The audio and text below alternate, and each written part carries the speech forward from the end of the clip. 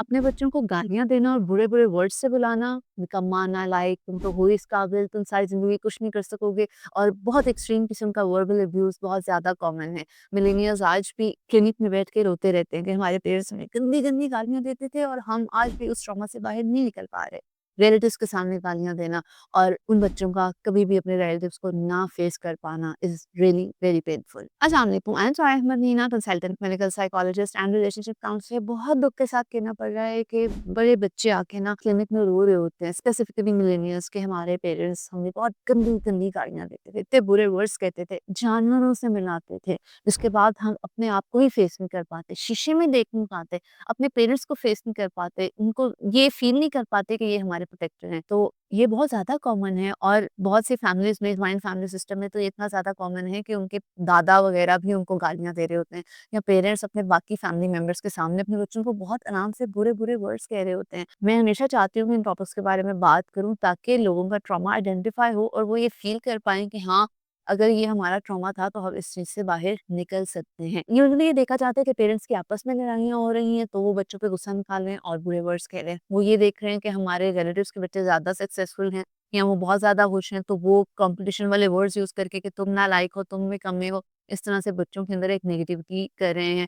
अगर पेरेंट्स का अपने फैमिली मेंबर्स से या अपने पेरेंट्स से मदर का इन लॉज़ के साथ अच्छा रिलेशनशिप नहीं है, तो most of the time father in law या बच्चों के दादा-दादी भी उनको इस तरह के बुरे वर्ड्स कह रहे होते हैं। और फिर जब बच्चे जॉइंट फैमिली सिस्टम में या किसी भी सेटअप में ये चीज़ें फेस करते हैं, तो वो अपने कज़िन्स को, रिलेटिव्स को, अंकल आंटीज़ को नहीं फेस कर पाते क्योंकि उनको शेम फ़ील होता है, उनको गिल्ट फ़ील होता है। उनको लगता है कि हम जाएँगे उन कज़िन्स के सामने तो वो कज़िन्स भी हमें उन्हीं वर्ड्स से बुलाएँगे। ऑब्वियसली आपके बच्चों की कोई सेल्फ रिस्पेक्ट नहीं रहती। जब आप अपने बच्चों को निकम्मा, नालायक और इस तरह के गंदे-गंदे वर्ड्स कहते हैं ना और वो अपनी सेल्फ वर्थ पे क्वेश्चन करना शुरू कर देता है, तो ये चीज़ें उसके सबकॉन्शियस में इनग्रेव हो जाती हैं।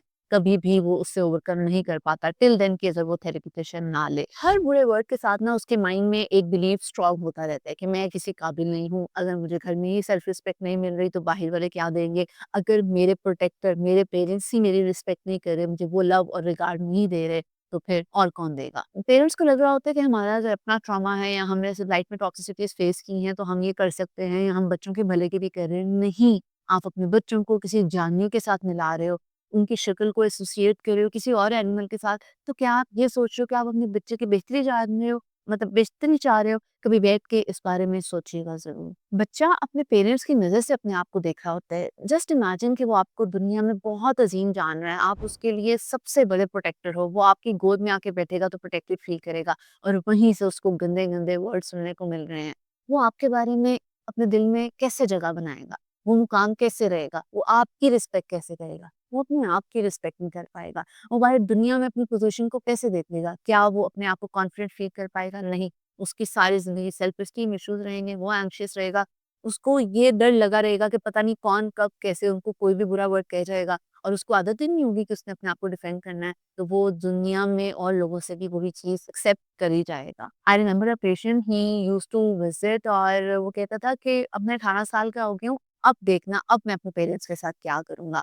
या फिर बच्चों के अंदर एक रिवेंज वाली फीलिंग आना शुरू हो जाती है। He was of the view कि सारी उम्र मेरे पेरेंट्स ने, मेरे अब्बा ने मुझे गालियाँ दी हैं, ट्रॉमा दिए हैं, अब मैं अलग हो जाऊँगा, उनको अकेला छोड़ दूँगा, तब जाके उनको पता लगेगा कि मेरी वैल्यू क्या है। मतलब मिलेनियल्स ने तो इन चीज़ों को सफ़र किया ही किया है। अब मिलेनियल्स हैं जो आगे पेरेंट्स हो रहे हैं या अभी भी जो पेरेंट्स अपने बच्चों को इस तरह का ट्रॉमा देते हैं, प्लीज़ अपनी चीज़ों को डील करें, अपने ट्रॉमास को, अपनी टॉक्सिसिटीज़ को आइडेंटिफ़ाई करें।